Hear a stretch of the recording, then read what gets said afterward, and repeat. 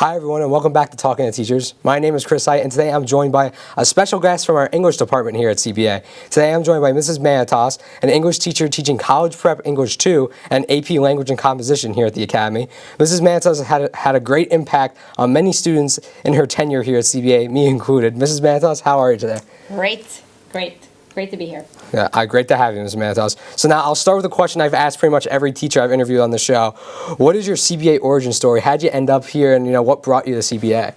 Okay, so I was working as an adjunct at Brookdale for I think 3 or 4 years, and then I did a long-term maternity leave at Ocean Township. And I was going to stay there, but it was a leave, so they didn't have any positions, so I started interviewing at a number of places, and then CBA had an opening. I came for the interview. It was with Mr. Fales, Mr. Noonan, Mr. Dowd, and it was just the greatest interview. They asked me such cool questions that I was just super interested in the questions they were asking, and also that I could answer them. So it was great. So I think I was a little intimidated to interview and work at an all-boys school, but the cool thing about it, when they offered me the position, I was actually really excited because it was such an awesome interview. And there's nothing to be intimidated about with the all-boys school, because once I got here, within a month, students kept asking me, can you come to my hockey game? Can you come to my baseball game? Can you come to my soccer game? Can you come to the play? I don't think I've missed a Pegasus production since I've been here. So that's what when I got here, I was like, it's the coolest. It's just a cool experience. So, not a great origin story, but Oh, it's great. It's amazing. I love that dynamic of CBA teachers that we have here, where they go to all the sports games, they go to all all the plays and Pegasus productions. It means a lot to us students, obviously, and you watch the broadcast. Even I hear teachers talking to us. That means a lot. So anyway, going to the next question, a more in-depth question. What do you enjoy most about teaching English? Okay, so I love that question, because I totally understand that reading and writing is not something everybody loves doing, and that in any given school, there's math kids, there's science kids, there's musicians, there's everything. So I really understand that. Just because I love reading and writing doesn't mean everybody does. But what I try to do as a teacher is I just want to make all of my students be more confident with their writing and more comfortable, so that when you have to do it, that it's not a huge chore, and that you do feel like you have all the skills and abilities and you know how to do it. So that's what I like. Now, I also love reading and writing, so I'm always reading and writing, so I do love that. So that's, I love being an English teacher. Ms. Manatos, your writing class, obviously, English 2, College Prep English 2, as it's now called standard back then when I took it. Obviously, it wasn't specifically to writing, it was more general, but your teaching really helped me improve my writing so much, and I always appreciate that.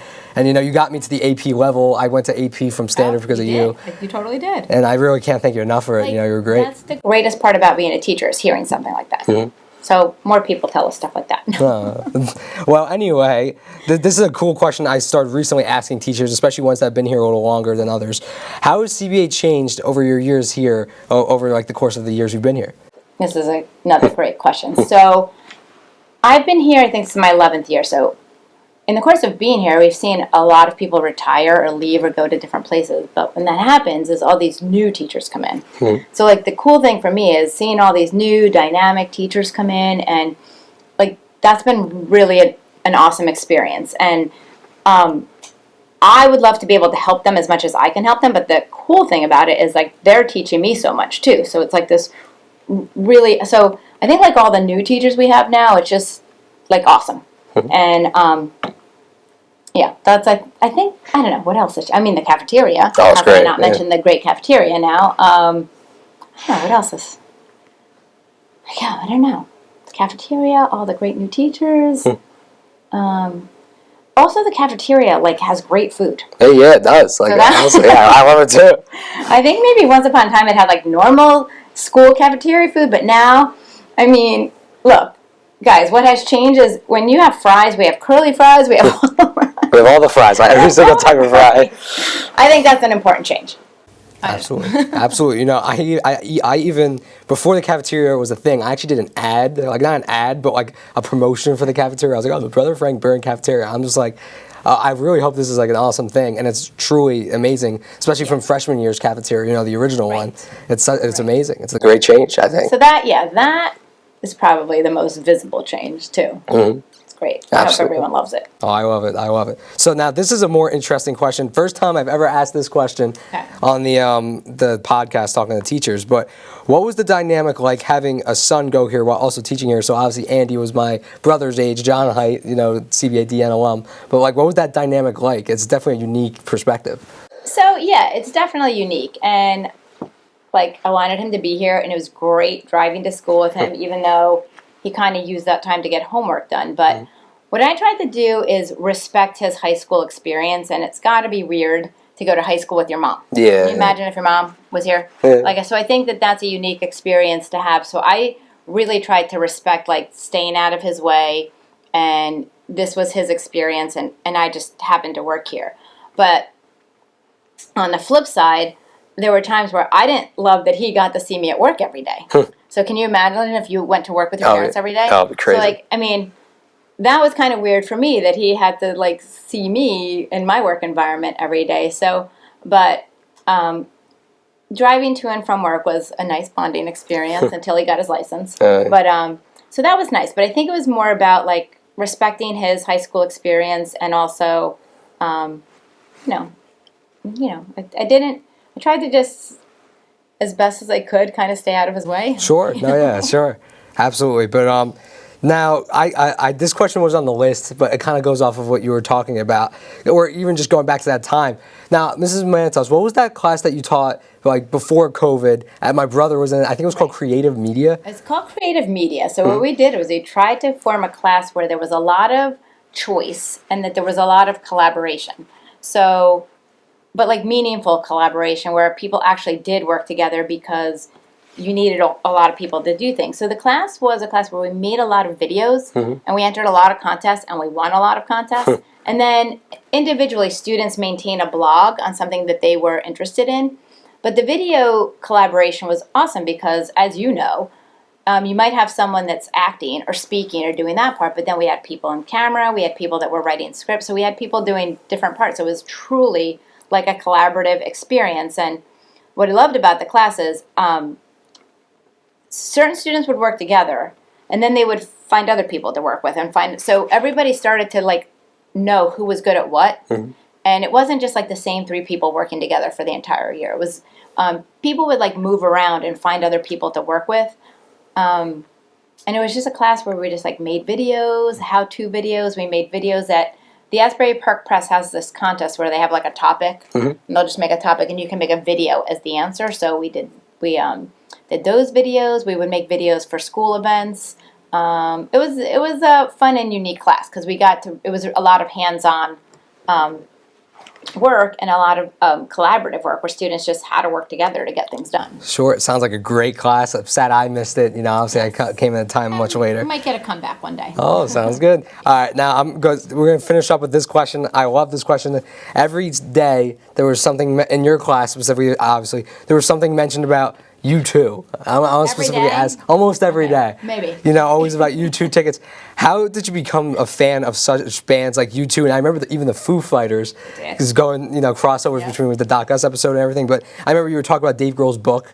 I still want to read that book. But how did you become fans of these bands? So U2 is easy. When I was 17 years old, probably like a junior in high school, I went to my first U2 concert. And then it was great. So it's great. But you don't know when you're 17. You have no idea when you're 17 that 30 years later, you will still be listening to the same band. So if you're listening to someone right now and they're still relevant 30 years from now, that's pretty huge. So you don't know that, though, when you're 17. So then you go to college and somebody says, want to go see U2 again? Sure.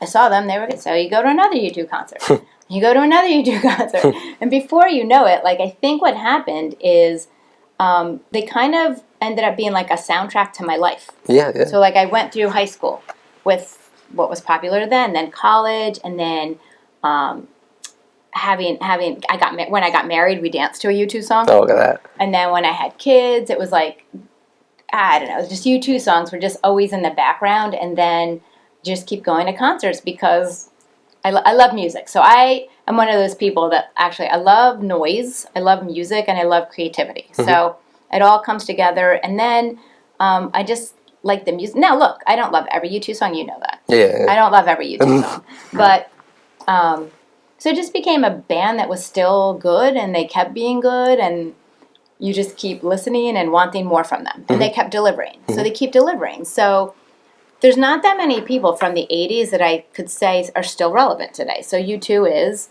I know you love Bruce. Oh, yeah. Bruce definitely is. And then the Foo Fighters I kind of came to later in life. So I didn't really know them much. And then, you know, again, you go to one concert, and then why not go to another one, and then go to another one. So, and I love going to concerts. I love going to concerts and musicals. So that, I did talk about it a lot, didn't I? Well, Ms. Manatos, I have to tell the story before we leave, because you said, as you know, I'll never forget. This is one of my favorite moments in any class at CBA. Ooh, I gotta hear that. So it was your class, obviously. So I remember I sent you my top 10 U2 article, and I was like, oh, she read it, and you said, oh, it was great. And then I remember walking into English, I woke up at the board, and it said, and there's the article, and then that's how class started. I remember you were just like, all right, this is Chris's article. It's very well written, but it's just not accurate. And then you spent the whole first 10 minutes kind of explaining each song, going through each song, and you were like, I still haven't found what I'm looking for. I know. You were just like, really? I know. I really did have to talk to you about your song choices. You picked the top 5 songs, which, by the way, is very unique to every individual person, has their own songs. But I definitely had to stop class and say, what's going on here, Chris? Ms. Manatos was one of my favorite moments of your class ever, so I loved it. But anyway, we have to wrap it up, unfortunately. But thank you so much for coming on the show. You know, I love hearing different perspectives from different teachers, and yours is obviously different because, you know, I don't think this is the first English teacher we've had on the show. So congratulations, first English. Cool. I think. Cool. I think. Wait a minute. No, wait, Mrs. Cheswick was.